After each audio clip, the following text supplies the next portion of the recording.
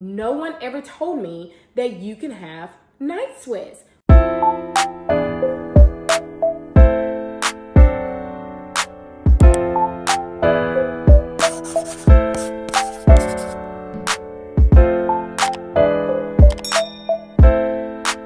The untold truths about giving birth, what to expect after you have just had a baby. My name is Damyralynch. If you guys are new here, I have two beautiful babies. I talk about pregnancy. I talk about postpartum. I talk about anything motherhood. I have been able to grow all of my socials really well. TikTok over 76,000 followers and Instagram over 30,000 followers. I'm so excited to be here. If you guys are pregnant or a new mom, young mom, make sure to subscribe and put the bell on to get more information about motherhood.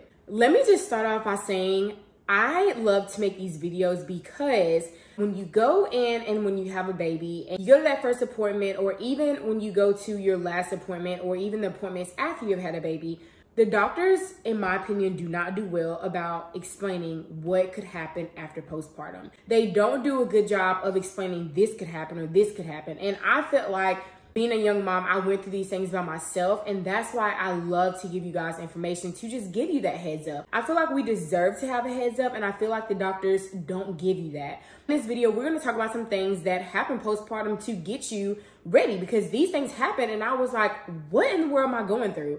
But your body has been pregnant for over 9 months. It's finally releasing, it's trying to get back to normal, and these are some things that can happen in postpartum period. So let's get right into this video. The first biggest thing that I want to say is night sweats. I cannot express enough how this hit me like a ton of bricks.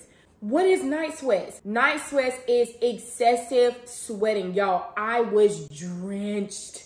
When I say drenched, I mean drenched in the middle of the night, having to change my gowns, breastfeeding, leaking from sweat. It is all this excess fluid that is like literally escaping your body. And I'm being drastic because it is drastic. I would not tell you guys a lot. It is a lot of sweat. It's a lot of bodily fluids. And I had to get up several times within that 2-week postpartum period to get up and take showers and take that drenching gown off. You sweat. And you sweat a lot.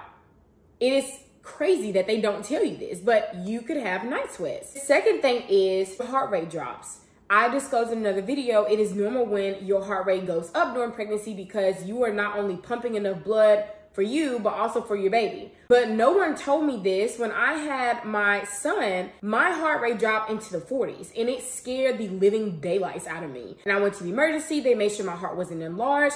And they were like, oh, it's hormones. But it went from being like, let's just say like in the 90s or 80s, and it went all the way to 40 because of the hormones. It was just like, what in the world is going on? My body didn't have a baby anymore, and it was just like the hormones and everything hit me at once. And it is normal to feel your heart rate drop back down after you have had a baby.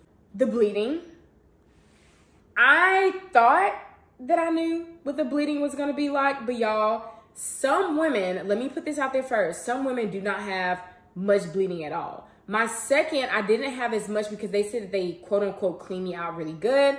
My first, I had so much blood, so many blood clots. What the nurses will tell you, and I will tell you this, make sure that the blood clots are not the size of a golf ball. Those are not normal, but you will push out a lot of blood clots. And it is normal to bleed a lot after pregnancy. It is normal to do that. The next thing is gas. I think that C-section moms have a little bit more gas than the vaginal delivery moms. I had so much gas, it was terrible. My stomach blew up like a balloon, like a day after I had had my son, and there was a million nurses in there trying to figure out what was going on. It was gas. I mean, when you get your stomach cut open and all those air bubbles are going in there, they gave me so many Gas-X pills, it was insane.